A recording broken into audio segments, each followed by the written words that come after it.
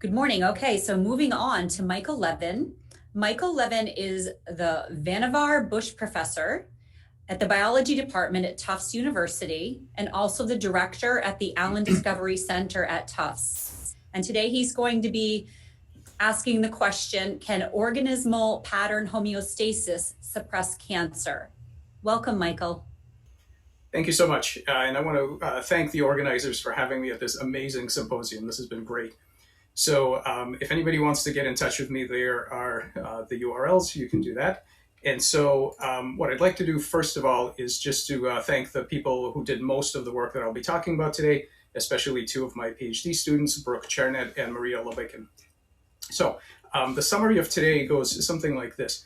I would like to talk about cancer as a disorder of the computational mechanisms that coordinate cell behaviors into large-scale anatomical structures. And so then we need to ask, well, what mechanisms do enable the scale-up of single-cell activity into large-scale order? And I'm going to tell you that all cells, not only the nervous system, communicates as electric networks. And these electric networks process information that coordinate and enable cellular collectives to work towards specific organogenesis and away from cancer. And so over the last years, we've been testing predictions of this view, and I'm going to show you data to suggest that cancer can be detected, it can be induced, and it can be normalized by specific molecular manipulation of electrical signaling that normally enables the cellular cooperation. And so most of the work I'm going to show you today is in the frog model, although we are now moving towards mammals. And all of the publications with the numbers and all of the details can be seen at this URL at the bottom. So what we found is that basically, like the brain, somatic tissues form electrical networks that make decisions. What are these decisions? These are decisions about anatomy. So in our lab, we've learned to control this decision-making and modulate large-scale growth and form. So we can make frogs with extra limbs coming out of their face. We can make planaria that regenerate heads belonging to different species of planaria, all without genomic change. So you can see immediately the relevance to evolution here. And in fact, we can make animals such as these planaria here on the right that have body plans that are not similar to any of the current planaria that exist. And so we can now target this system of bioelectric control to understand how multicellularity breaks down and how it can be rebooted. And I think this has many implications for cancer medicine. So we start off by looking at the fact that cells are extremely competent. So this is a single cell creature. This is called the lacrimaria, and it handles all of its physiological, its behavioral, and its morphological needs all with one cell. There's no brain, there's no nervous system. This one cell does it all. And notice that all of its activity is purely local. It goes where it wants, it eats what it wants, it is entirely selfish, and the self is very small. It is a single cell scale self. So the amazing thing is that these cells have learned over evolutionary time to form collectives that pursue much larger anatomical goals on the scale of a whole large-scale organism. These are equally selfish, but the self now is much larger. And what I mean by that is the fact that cells, whether they're embryonic or regenerative, work together to form very specific anatomical structures. Look at this cross-section through a human torso. This is remarkable order. And these initial stem cell blastomeres work together to create this. Now, also for some creatures, they can do this during adulthood. So this salamander that can regenerate its eyes, its heart, its spinal cord, its brain, and so on. When you amputate the limb, the cells work together. They proliferate very rapidly. They don't make tumors. They make a perfect salamander limb, and then they stop. And this is the most amazing part of the whole story, is how do they know when to stop? And so DNA, we know, specifies proteins. Where does the actual anatomical spec come from that allows cells to know what to make and when to stop? And what happens when this process breaks down? And I'm going to argue that's cancer. And the question is it reversible? And so it's known that there is an inverse relationship between susceptibility to cancer and regenerative ability. And this is kind of odd if you think about cell cycle checkpoints and things like this, where animals with already access to very highly proliferative plastic cells should in fact have more cancer. They don't. And it's been known for a while that both regenerative and embryonic environments can tame and reprogram cancer cells that are implanted therein. So what we're interested in is understanding the patterning signals that normally harness cells towards some sort of anatomical order, and to try to reboot this program. And so then we have to ask, what are the signals that normally allow this? And so there are many, of course, chemical, biomechanical, and other signals. I'm going to talk specifically about bioelectricity. So people are in the community are now waking up to the fact that ion transporters, channels, and pumps are really important in cancer. And there are all kinds of data that can be fished out through bioinformatics. But the important thing is that the genes are not the drivers. What's important is the computation within cellular networks and these bioelectric states, which can occur really on many kinds of protein hardware, not tied to any one particular set of genes, is what binds cells into a cooperative swarm that underlies healthy morphostasis. And so this is a familiar story to neuroscientists. We have this in the brain where electrical activity of cells is propagated through a network. That's the hardware. And this network underlies a remarkable kind of software, which is the information content and goal-directed activity of cognition. And so what we found is that actually not just the nervous system, but all cells do this. So all cells have ion channels. Most cells have electrical synapses or gap junctions that allow them to communicate with their neighbors. And just as you see up here, the electrical activity of the zebrafish brain that underlies the cognition of that animal, what you're seeing in the lower right-hand corner is a frog embryo reporting all of its voltage maps as the cells sort out who's going to be left, who's going to be right, who's going to be head, who's going to be tail, and so on. And so what we do is we use a variety of techniques. We use voltage mapping using these fluorescent reporter dyes. We do a lot of computational modeling. Once you know what channels and pumps are expressed, you can make a quantitative model about what the voltage dynamics should be like. And then we use functional techniques, so no applied electrical fields, but turning on and off specific ion channels in the tissue and manipulating the gap junctional paths to control what cells talk to what other cells and what the distribution of voltage is. And so it's been known for decades, actually, that individual cells can be distinguished. Embryonic, tumor, and highly proliferative cells have a depolarized resting potential, whereas quiescent cells tend to have quite a hyperpolarized resting potential. But the magic is not in the single cell state. The reason this is important is because a first step of transformation is depolarization and the resultant closure of these electrical connections to the surrounding cells, making cells deaf to the global control signals and letting them revert to ancient unicellular cell behaviors. And so these bioelectric pre-patterns, you can see them here. This is one we call the electric face. This is what drives the expression of genes that are required to form the frog face. Here's just one map, and you can see there's this spot that's where the eye genes are going to come on and where the eye is going to form. And if we move this electrical state somewhere else, for example, to the cells that are fated to become gut, then, as you might expect, these gut cells will do exactly what the map says. They build an eye. They build an eye out of gut cells, and you can see that here. This is the same technology we are using for our limb regeneration projects to try to trigger repair of whole amputated limbs. So the first thing we did was to look at can we detect this early defection from the body plan via the aberrant bioelectrical state of the cells. And here are tadpoles that have been injected with human oncogenes of various types, so mutations, KRAS, and so on. And you can see that even before the tumor becomes morphologically apparent, you can see the aberrant bioelectrical state. You can see where the tumor is going to be. You can see the tumor margins. And we think this is a great start to a non-invasive diagnostic modality for looking at for precancer and also for looking at tumor margins during surgery. Now, one of the critical things is that this is not just a marker, this is a driver. So we can take perfectly normal tadpoles that have not been exposed to any carcinogens, there are no oncogenes, there's nothing wrong with these, and simply by depolarizing a rare population of cells, we call them instructor cells, what happens is that the melanocytes go completely crazy. You can see what's happening here. The animal becomes covered in these black melanocytes. There are way too many of them. They start to crawl. This is what it looks like. You can see normal melanocytes are small and round, and there should be very few of them, but they become transformed into these long, stringy, horrible things that dig into the neural tube. They metastasize. They go inside all of the blood vessels. This is basically metastatic melanoma. But the amazing thing about it is two things. Number one is that, again, there is nothing genetically wrong with these tadpoles. This is activated purely physiologically.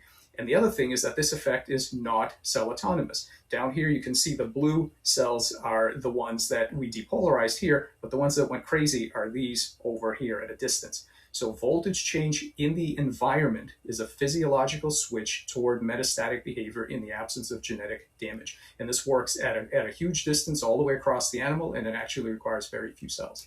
Better yet, we can do the opposite, and we can suppress this tumorigenesis. So these are tadpoles that have been injected with oncogenes that normally cause tumors. They're labeled with red fluorescent protein. You can see it here. The protein is very strongly expressed, but there doesn't have to be a tumor if you manage the voltage appropriately, because you just force the connection of those cells with their neighbors and they normalize. And even though they strongly express the oncogene, they will not form tumors. This also works at a distance. It is not cell autonomous because of the spread of bioelectrical signals through tissues. And so finally, this is a simple example as we talk about the origin of cancers. This is, in this tadpole model, you can choose between having a tumor or an ectopic eye, and the only difference is the amount of sodium. So this is a physiological switch that, depending on what ion channel you use and the level of sodium, you can get tumors or you can get eyes. And that is because these bioelectric signals are controlling cell cooperation towards specific structures. So I'd like to just end by pointing out that the genome encodes the hardware, but the cellular cooperation towards healthy tissue is a kind of physiological software that can be controlled by signals provided to the tissue, and this does not require genomic rewiring, and the shift to cancer does not require DNA damage. And I think this is an important metaphor, that what the genome does is encodes the cellular hardware that every cell gets to have, these ion channels, but then the tissue forms an excitable medium that can drive all sorts of interesting computational and symmetry breaking behaviors in completely proteomically identical cells. You cannot read out this information in dead tissue. You cannot read this out from transcriptomics or proteomics. It is the physiological software that runs on this hardware, and that is what is key for cell cooperation. We're developing some software tools to help the design of what we call electroceuticals. So these are basically ion channel drug blends designed to affect the bioelectric network in very specific ways. And we'll be releasing this for everybody to use. And anybody who's interested in the evolutionary aspects of this can look up some of these papers that I don't have time to go into the story, but basically we have some thoughts about how the borders of the shell of the self, the agent, can grow and shrink during the lifetime of the individual. So from single cell behavior to large scale organs. And it is not simply via selection and differential reproduction. It can happen in situ as well. And so in summary, I think that cancer could be addressed as a disorder of anatomical homeostasis by a collective agent, not of single cell problems. Bioelectric properties can be used to detect, induce, and reprogram neoplastic cell behavior. There is no one-to-one relationship with any specific genetic information. And we think that computation in bioelectric circuits instructs cell behavior and can be modified with experience, with stimuli, much like in the brain. And now we're producing these pharmacological and optical strategies to try to do this. And basically, we're seeking collaborations with cancer researchers working in clinically relevant mammalian systems, and not only for the kind of biomedical approaches, but also just to understand the relationship between the genomic hardware and the plasticity of the biophysical dynamics that set the boundaries of the self. And I thank you all for listening. Michael, this is extraordinary.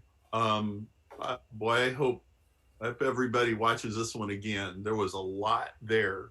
There's some great questions in the question box. Tamara, do we have time to take questions right now? Okay, good. Okay, I got a bunch of good ones here.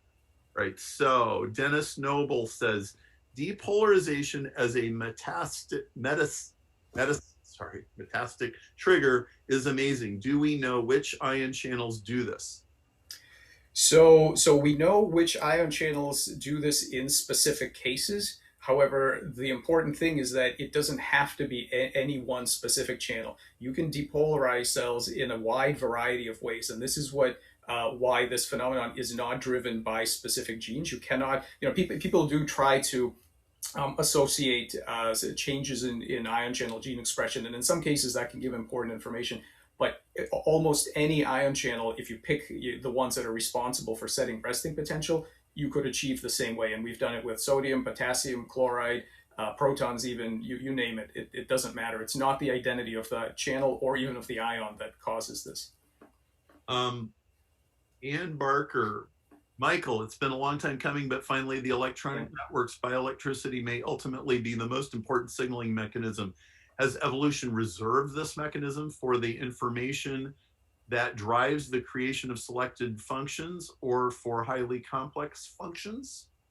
So I want to be clear about one thing, that all of this does not happen through bioelectricity alone. So I think, of course, all of the biochemical and biomechanical signals that other people study are really important. But I think what evolution did do was discover very early on that bioelectric networks are really good at processing information. So memory, distributed decision making, representation, all of these things are really convenient to do in bioelectric networks, and I think harder to do in chemical and biomechanical networks. So what we see is that both in development, in regeneration, and in cancer, we see the decisions being made at the bioelectrical level and then propagating downwards. And then the implementation machinery is things like redistribution of morphogens, turning on specific genes that are required to build eyes and various other organs, EMT and so on. But we see that the bioelectric states are a really high level decision making mechanism which we can exploit for large scale changes to anatomy.